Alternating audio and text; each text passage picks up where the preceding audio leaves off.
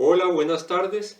En este segundo y último video voy a concluir la reflexión teórica en la que venía del video anterior sobre la preorquesta Orff, toda la pedagogía de la preorquesta Orff, aquel un saber grande para pequeños.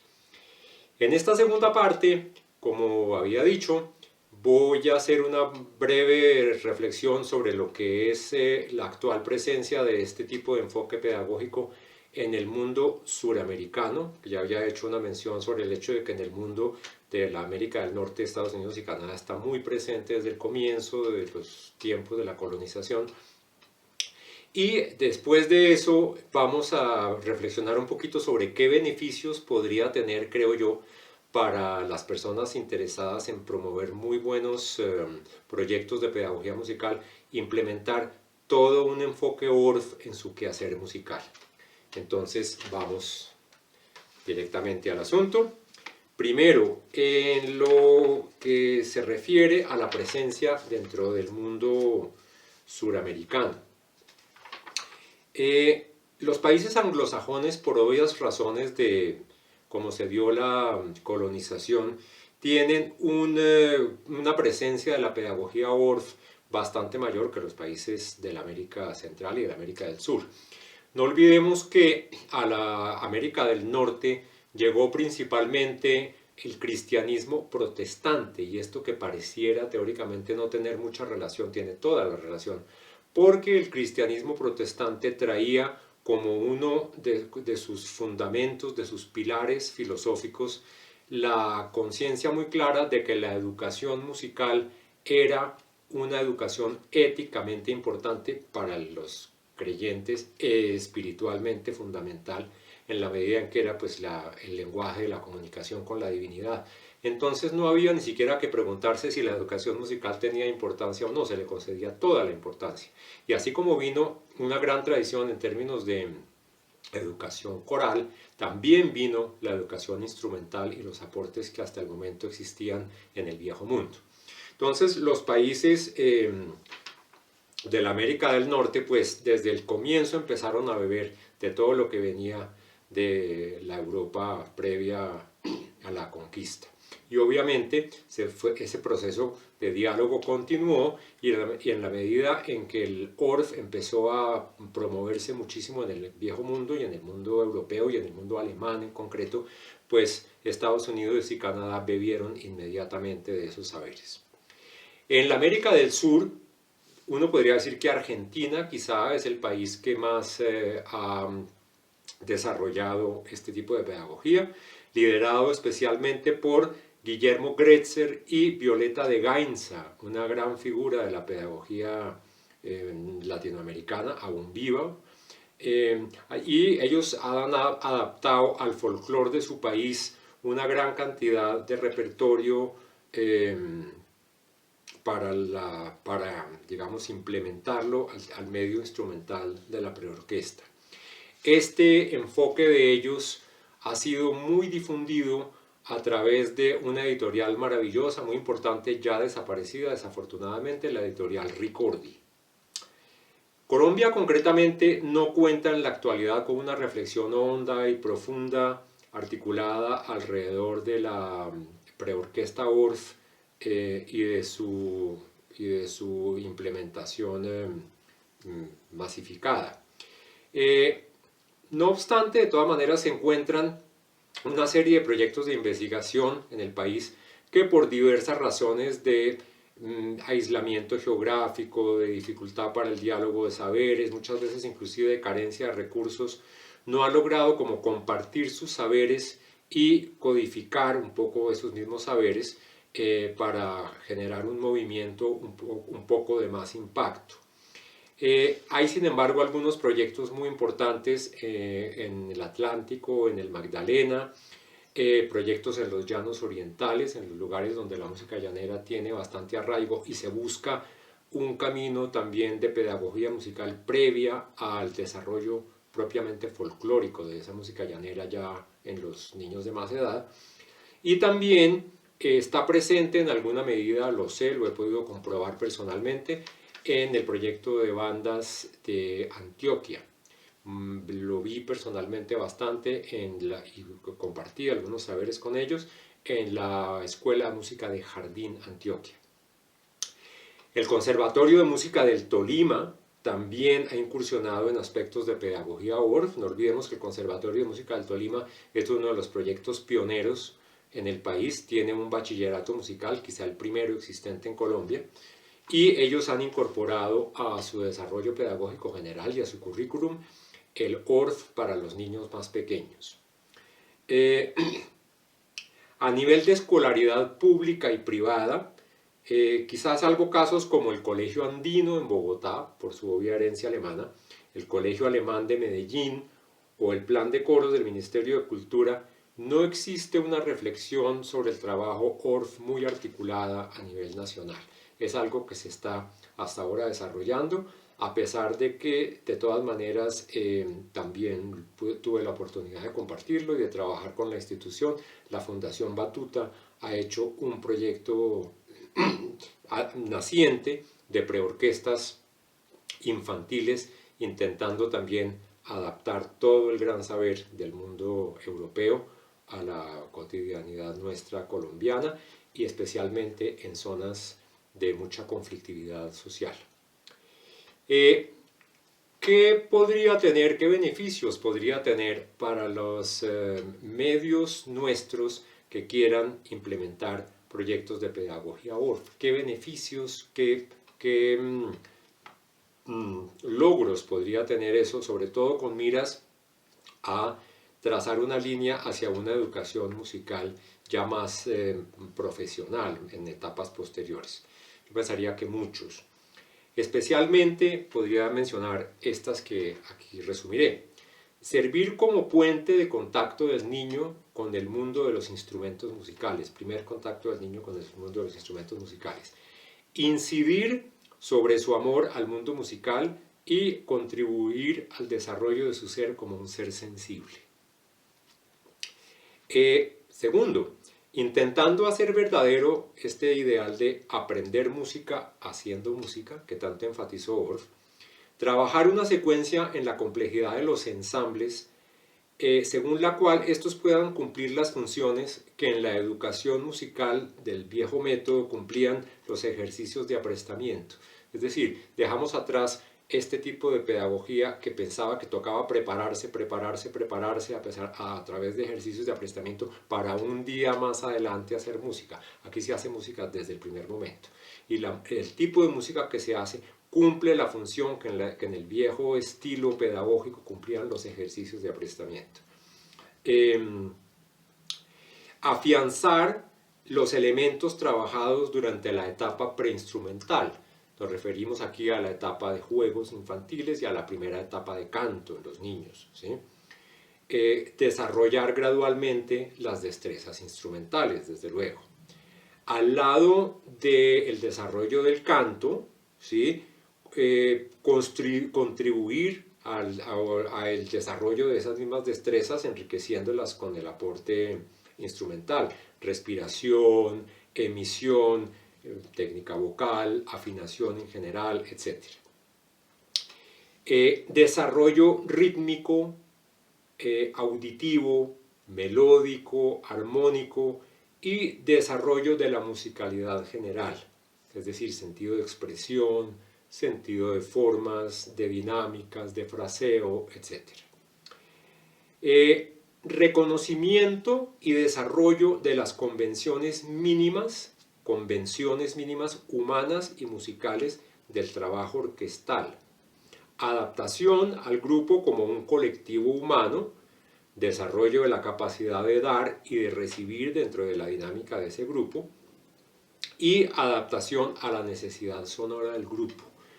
Esto es tremendamente importante, esto lo enfatizó mucho el maestro Abreu en su proyecto del sistema de las orquestas en Venezuela, en el sentido de que el grupo musical es una pequeña sociedad, es una sociedad democrática y ética, que donde de alguna manera empiezan a hacerse reales las convenciones del respeto del trabajo del grupo. Es quizá el más grande logro que tiene, uno de los más grandes logros que tiene la educación musical grupal. Dentro de esta misma línea, desarrollo de un pensamiento orquestal, elemental, capacidad de reconocer la totalidad del montaje, gradualmente reconocer qué papel juega cada parte individual dentro de esa totalidad, qué papel juego yo dentro de la totalidad. Cada niño se hace desde luego esa pregunta y responde a esa inquietud.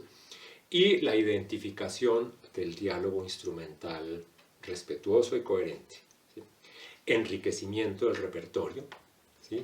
Este, que es un punto crucial, búsqueda de un tipo de ensambles que a partir de las mínimas destrezas instrumentales que existan en cada momento, permita desde el comienzo del proceso hacer música de la mejor sonoridad orquestal posible. Con el ORF sucede mucho aquella, es como una forma de expresión de aquel aprendizaje que enseñaban las matemáticas en la vieja época de los máximos y mínimos, ¿no? Cómo hacer, se decía en las problemáticas matemáticas, cómo construir un corral del máximo tamaño con el mínimo de alambre existente, ¿sí? Entonces aquí, por ejemplo, cómo construir un ensamble de la mayor riqueza posible con los mínimos elementos que el niño tenga dentro de cada momento, ¿sí? Y esto requiere toda una búsqueda que tiene que tener en cuenta una serie de particularidades de la instrumentalidad ORF, que no es el caso de desarrollar en este video, pero que se van conociendo con el medio instrumental mismo. El medio instrumental trae, como habíamos mencionado, la flauta dulce, la recorder americana, en su registro de soprano. En su registro de contralto, esto es interesante porque la enriquece también, da la posibilidad de unas segundas voces, y la flauta contralto tiene un timbre de más cuerpo, más gordo, que genera un poco más de riqueza en el ensamble general, y la flauta dulce también tenor para los alumnos ya un poco más avanzados y un poco más preadolescentes, de manos más grandes. A esto se le suman los xilófonos y los metalófonos, que pueden incluir también el xilófono bajo y la marimba, el registro bajo. Hay una cosa que de todas maneras queda de alguna manera, entre comillas, faltando en los ensambles instrumentales si uno no está suficientemente precavido, en los ensambles instrumentales ORF, que es la presencia de un verdadero bajo, ¿no? De instrumentos que complementen un poco en el registro bajo para que haya una textura armónica general un poco más rica. De alguna manera los buenos teclados lo sustituyen eso, si es un teclado con las octavas suficientes, capaz de generar los bajos que den el piso armónico suficiente. En los casos más avanzados puede haber la presencia de estudiantes ajenos al grupo mismo, pero que en ciertos momentos de los conciertos o de los montajes importantes pues aporten contrabajo, cello, etc. Y los instrumentos de cuerda también, guitarra especialmente, de alguna manera enriquecen un poco esa parte, digamos, entre comillas, faltante. De cualquier manera, es toda una búsqueda que cada maestro tiene que hacer para lograr entender cómo hacer dentro de cada momento de conocimiento y de destrezas instrumentales que el niño tiene, un ensamble de mucha riqueza, de mucho interés, con los mínimos elementos, repito, con los mínimos elementos, ¿sí? Y este otro aporte que también es absolutamente crucial, la adaptación de los principios pedagógicos del ORF a nuestra realidad latinoamericana y colombiana. Este enfoque incluye una variación de la forma de tratar los puntos de partida melódicos y rítmicos que establece el ORF alemán más tradicional, por razones muy obvias. Porque si implementáramos en nuestro medio un ORF de repertorio alemán, tal como se haría en la Günther-Schule de ORF en los años 40, pues estaríamos ante un repertorio, probablemente habría piezas muy interesantes, pero estaríamos ante un repertorio con el que los niños no se van a relacionar tan fácilmente, no lo consideran suyo. Mientras que si hay otro tipo de ensambles de música folclórica colombiana, latinoamericana, es algo con lo que ellos culturalmente se identifican mucho más fácilmente y cumplen los mismos propósitos pero digamos aclimatados a nuestra realidad. Verán ustedes en los videos prácticos el tipo de repertorio que se trabaja ahí, guabinas, huaynos, andinos, carnavalitos, pues son la manera práctica, obvia de cumplir este propósito, ¿no? De aclimatar de alguna manera las premisas a nuestro tipo de repertorio. Promocionar el trabajo infantil, y yo añadiría aquí una consideración que puede sonar muy pragmática, pero que de alguna manera es importante dentro del desarrollo de estos proyectos en nuestra realidad cultural, en la medida en que es un trabajo que gusta y un trabajo convincente. Muchas veces se logra gestionar recursos y apoyos a partir de la muestra misma del trabajo. Una de las condiciones obvias que tiene el trabajo musical por la naturaleza misma de la música, como es un arte efímero, como es un arte que existe en el tiempo, en la medida en que termina, cuando termina el ensamble, cuando termina el concierto, resulta muy importante lograr convencer, ¿sí? Entonces, salvo que existan grabaciones, en la medida en que haya presentaciones en vivo en las cuales los gestores culturales, los maestros de coro, los docentes de música que quieran lograr apoyos para sus proyectos, pues basta invitar a la colectividad del lugar en el que se esté, del municipio, del pueblo, del lugar geográfico, del barrio de Bogotá o de Medellín, donde se esté, y lograr convencer a las juntas de acción comunal, a los alcaldes, a los, en fin, para que haya apoyo a partir de algo que ven muy concretamente y que resulta atractivo y convincente. Básicamente esto, y concluyo con estas reflexiones finales que creo pueden ser pertinentes para acabar de quedar convencidos de las bondades del enfoque pedagógico. La implementación de una cultura de la preorquesta, como la de una cultura coral, implica modificar estructuras e incidir sobre patrones de pensamiento que en el medio educativo convencional nuestro han tenido suficiente muchas veces con pensar la actividad musical como un mediocre entretenimiento, en el mejor de los casos encargada de brindar espacios de relajación, entre comillas, pero dando lugar prioritario a aquellas asignaturas y áreas de conocimiento que se consideraban verdaderamente educativas. No nos digamos mentiras, ese ha sido el drama de muchos heroicos y valerosísimos educadores musicales en nuestro medio, que están un poco acorralados en la medida en que la institución en la que trabajan no le concede a su quehacer la importancia que se le debería conceder. Yo añadiría a esto, antes de leer el párrafo final, que dentro de toda la coyuntura que vivimos en nuestro país, quizá en el momento en que en Colombia se logre comprender qué es lo que ocurre con el desarrollo de los niños y con el desarrollo de los jóvenes a todo nivel, en el momento en que entran en un trabajo artístico de seriedad, y cuál es la importancia y cuál es la incidencia y la proyección que esos desarrollos tienen para una cultura del respeto, de la democracia, de la construcción colectiva y de la paz. En el momento en que eso se llegue realmente a comprender en nuestro país, creo que el avance en términos de nuestras posibilidades como nación puede ser bastante grande. Creo que de eso estamos convencidos todos los educadores musicales, pero es importante, yo creo, decirlo y hacerlo muy explícito.